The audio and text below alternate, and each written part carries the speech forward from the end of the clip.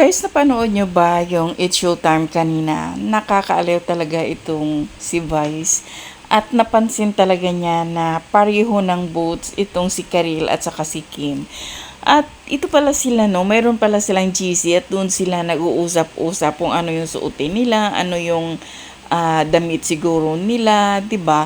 Kasi sinabi nga ni Karil na doon nga sa GC nila, si Vice ang pasimuno kung ano yung suotin nila.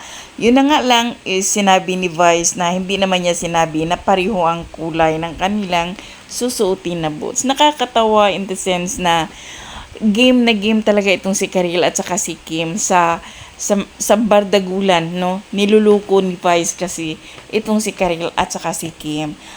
Alam nyo guys, kapag wala ito si Kim sa It's Showtime, parang nakakami.